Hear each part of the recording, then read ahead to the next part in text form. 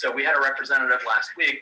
Their first order was a $1,400 order. So I think it was either mom or dad or aunt or uncle. They got a homemaker plus aid, plus they also got some, maybe like a barbecue set or something else on top of it. Okay, so the question is, what percent level do you make, right? If this is your first order, right? Well, here's how it works. Most companies make you wait until the next pay period to bump you up. We don't do that. We can promote you right in the middle of an order. So here's what that means. That means out of this one order, the first 1,000 you get at what percent? And the other 400 you get at 15. So that means you made what? 100 from this, and you made 60 from this. You made a total of 160 in the first appointment, and then you are 15% going into your second appointment. Okay. So let me give you another example. Isaac, his first order was a $3,400 order. Okay. So it was an ultimate set plus some other stuff, and so here's how that works. The first 1,000 you get at what percent? 10%. The next 2,000 you get at what percent? 15. And then the remaining 400 you get at 20. So that means that what? 100, 300, 80, total of 480 earned in his first appointment, and then it was at 20% going into his next appointment. Not a bad way to hit your second promotion pretty quickly, right? Okay, so here's what that means, guys. What that means is that it doesn't matter when you get a big order. Here's what I mean by that. So from 0 to 1,000, what percent are you at? 10. From 1,000 to 3,000, what percent are you at? 15. From 3 to 6, you're at 20. And from 6 to 10, you're at 25. Here's why that's important. When you get to 10,000 total, you earn 2,000 in total commissions, okay? So it doesn't matter whether your first order was a gigantic order or whether it was a tiny order or a medium order or a smaller, medium order, another gigantic order, whatever. It doesn't matter whether this big order came here or whether it came here. The same total is going to get you to the same total earnings because you're either making a smaller percent off of a larger order or a larger percent off of a smaller order. So it doesn't matter. The math adds up to the same. When you get to 10 grand, you've made 2 grand. So what that means is that my parents said to me, well, why don't we just wait until you hit a promotion or 2 for us to place our nicer order, because they wanted to place like a nice size order. And so they said, why don't we wait until you hit a promotion or 2 before we do that? And I had to explain to them that since the company does those commission splits, that the reason why the company does that is so that it removes the incentive to wait. So what that means is that there's no incentive to wait. Your incentive is actually get that order when? Now, to help you get up to those levels. Does that make sense? So, and once I explained that to them, they went ahead and placed the order, and it helped you get up to those levels. Does that make sense, guys? Okay. So if you have somebody who says, oh, should we wait? Just explain to them, thank them because they're trying their best to help you strategize, but because the company does those splits, let them know it's actually better for you to get the order right now. Let's talk about taxes, everyone's favorite topic. Okay, how many of you have had a job before? Okay, most of you guys are used to what's called a W-2 form, yes? Okay, here's how that works. You get your paycheck and then it says minus, minus, minus, here's how much you're actually getting because they take all the taxes out of every check, right? So let's do an example here, okay? So let's say that your friend makes $10,000 for the year working at Subway or Jimmy John's, okay? Has a lot of sandwiches you got to make for $10,000, right? Okay. So out of every paycheck, there are taxes, okay? So let's just call it, most students, let's just say 20% tax bracket. That means throughout the year, you had $2,000 subtracted from your paychecks for taxes. And then what? 10,000 minus 2 leaves you with what? $8,000 to try and what? Pay all your expenses. Give me some examples of expenses, no matter what job you ever have. Okay, good. What else? Gas? Rent? Okay, we're going to hold off on rent, but I am going to put utilities. What else? You got it. Good. So car maintenance and also car insurance, cell phone. What else? Okay, so cell phone, not only the plan, but also the equipment, right? Okay, so cell phone plan, but also the cell phone, the actual phone, right? Food, so we're going to put meals and entertainment. What about supplies? So if you're working another job, sometimes you need to buy like boots or tools or things like that, or a certain uniform or a certain color, whatever, right? Okay, so you can't return that stuff when you're done, right? What else? Travel.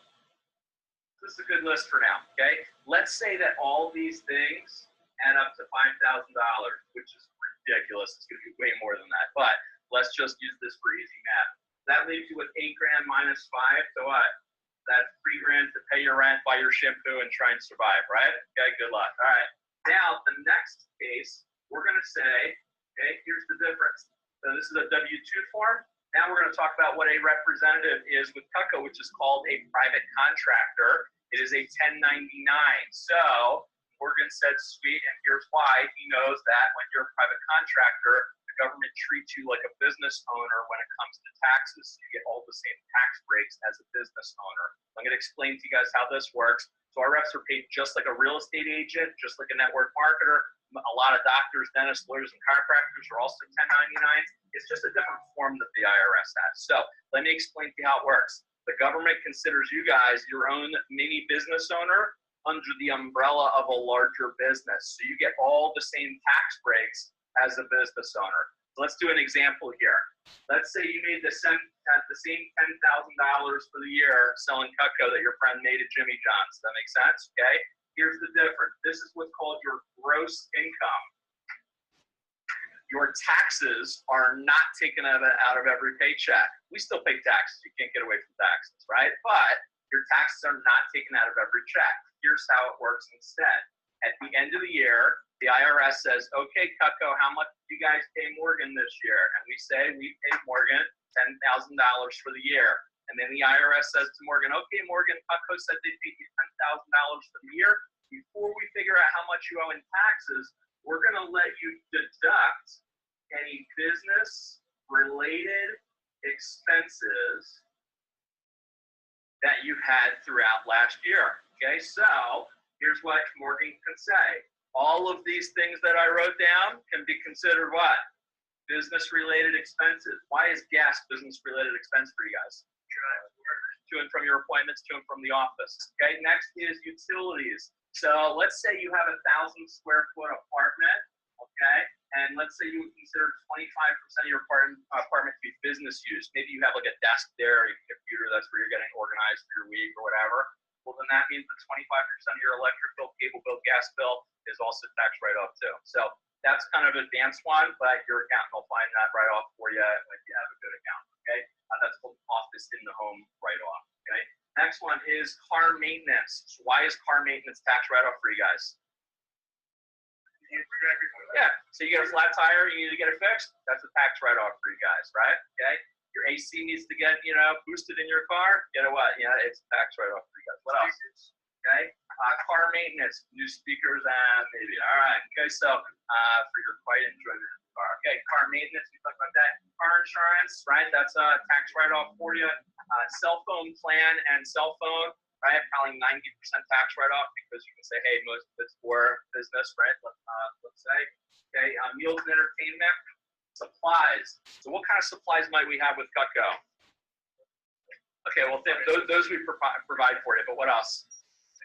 Yeah, you got it. So veggies, fruit, okay, pineapples, the things that you bring to your demo to help you do a better quality presentation, to help you sell more Cutco and increase your average order, that is a tax write-off. What about your sample kit, right? So you guys know if you decide to purchase your kit, we give it to you at a nice discount, right? Okay, so if you decide to purchase it, then of course that's a tax write-off too. Travel. Here's a cool one, okay? Let's say that Priscilla goes to California to go visit family, and while she's there, she sells Cutco while she's there. Guess what? Now that's a business trip, and she can write off her flight. So anytime I go anywhere, I always what? Write up an order, right?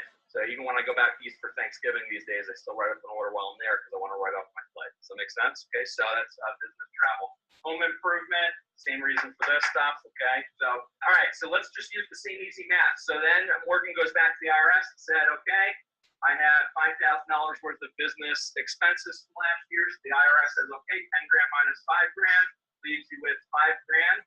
This is called your net income. So your gross income minus your business expenses leaves you with your net income. When they figure out how much you owe in taxes, they base it off your net, not your gross. So in other words, you're paying taxes off of a much lower number, okay? So in this case, it probably also drops into a lower tax bracket So that means you're spending about a quarter of the amount in taxes as your buddy working at Jimmy John's. So what is the moral of the story here? Making 10 grand selling knives is better than making 10 grand selling sandwiches. Here's what I'll tell you. After you've made 5 or 10 grand, I'll refer you to a good accountant if you don't already have a good accountant, okay? Most good accountants cost you a couple $100 to do your taxes, but they'll find you enough write-offs that it pays for itself. You don't need to worry about taxes until April 15th every year is tax day, okay? So that is that. So how do you keep track of this stuff? You can either keep a shoebox in your car, and anytime you buy something business related, just pop the receipt in your shoebox and then give that shoebox to your accountant at the end of the year. That would be one way to do it. Or if you suck at keeping receipts, you can just pay for things on credit or debit and print it out at the end of the year. That's another way to do it. Or like Jordan said, there's apps that'll help you keep track of mileage. But so every accountant's different with how they like to track things. By the way, all of this, there's a tax guide on your Vector Connect website. So that you guys, when it comes to tax time, you can print that out and go over it with mom or dad or go over it with your accountant, and then it kind of gives you a bunch of standard write-offs and things